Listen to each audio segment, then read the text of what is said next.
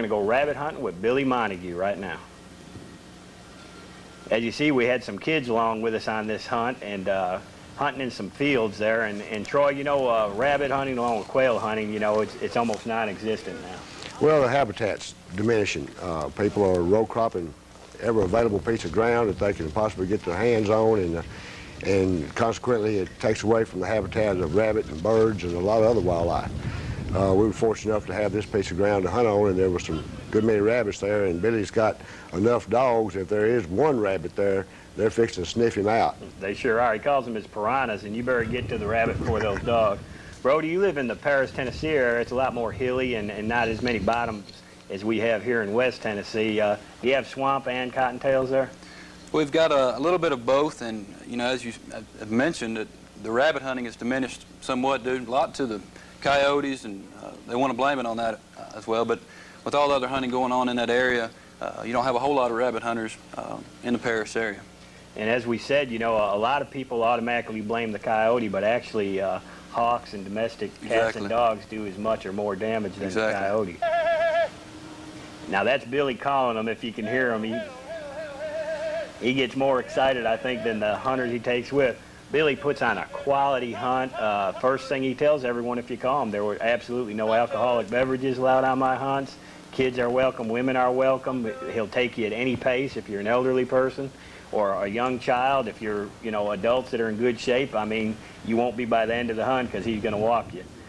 But what he does, he meets you out there and he does a full day hunt. He packs a delicious lunch. I mean, we had deer sausage and cold cuts and sodas, and believe me, after all the walking we did, it was a welcome time to take a break and eat.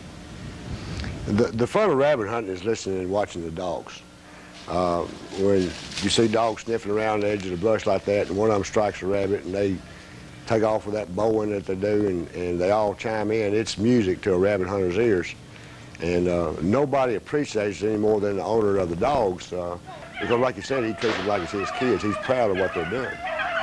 And he has what he calls the dogs that actually find the scent, the running dogs. I mean, each one of his dogs specialize, jump dogs.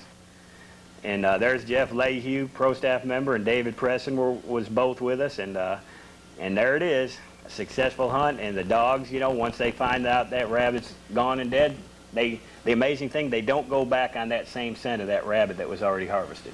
They automatically go find another one. I mean, these dogs were just tremendous. It was a pleasure to hunt over them. You know, Troy, as you said, just listening to them is music to your ears. Yeah, that's what makes rabbit hunting. You could actually go and get enough enjoyment just watching the dogs run and never even shoot your gun. Well, as in a lot of other forms of hunting, the shot and the harvesting of the animal is the climax to the hunt. That's just the icing on the cake. It's the camaraderie, being out there with the kids and being in the outdoors, working with the dogs and working with the people that you're hunting with, and creating new friendships. That's what makes the hunt. The killing the rabbit, because they're nice in the frying pan, don't get me wrong. Right. And Brody, you know, rabbit hunting, like duck hunting and quail hunting, is more of a social sport where you can have the camaraderie Troy was talking about. You can walk and talk and you know, just have fun. You're not sitting in a deer stand or in the turkey woods where you have to sit by yourself silent. Exactly, and as you said, the food. I always enjoy a sport where I can get out and eat a little food on the side, not worry about spooking deer or whatever it may be. And there's David Presson with his cottontail, and now we're heading off into the bottoms a little bit. And it's almost like two different types of hunting between cottontail and swamp rabbits. I actually watched one of these swamp rabbits run across, go through the water to try and lose the dog, you know, lose the scent to the dogs, which they didn't do with these dogs, jump up on a tree about 3 foot off and jump against the tree away from it just to get the dogs off their trail. A lot of inexperienced dogs will have a big problem hunting swamp rabbits because they cross water so regularly that unless dogs know to cross the water and run the bank on the other side, they'll generally lose the rabbit.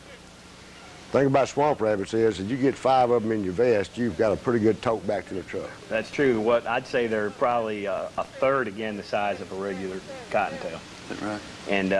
And they could probably go 7 or 8 miles an hour faster on the ground and through some stuff that I mean, we got into some rough stuff that day. Either the swamp gumbo was sucking the boots off your feet, or you were going through brambles, one of the two. Because, I mean, they're going to go where they got the cover from the predators. And here's the music to our ears again. And once they get on them, you know, you better be ready. Because one of the amazing things for people that don't do a lot of rabbit hunting, a good experienced pack of dogs is going to bring a rabbit back to you. Right. So many young people, when the dogs strike and take off running, they want to keep up with the dog, so to speak, try to be right in there with the pack. The best thing to do on a swamp rabbit especially is stand your ground, because wherever he jumps, he's going to come back through there sooner or later. And Brody, as always, you know, we want to promote safety. I know all our viewers are noticing a lot of orange on us here. Right. And that is for visibility to each other. You know, you may be hunting, like right there's a ditch bank, one of us may be on one side, one on the other. You want to be able to see where the other hunters are. Right. As the camera showed, you got half a dozen folks out there. Anytime you got that many folks in an area moving through a field with that much brush, it never hurts to have the orange on. And I know you do a lot of safety classes for the kids in the TWR, through the TWRA, and I know that's one of the things you preach. Oh, yeah. Here again, you know, I can't help but recommend Billy Montague. We're going to run a graphic on how to get a hold of Billy and book a hunt with him. It's very inexpensive. It's a guaranteed enjoyable day. He loves to have the family atmosphere, kids, wife, or just the buddies, you know, going out. And if there are rabbits there, you can hunt on his land, or he'll come to your land, either way. And if they're there, the dogs are going to find them. Isn't that right, Troy? That's right.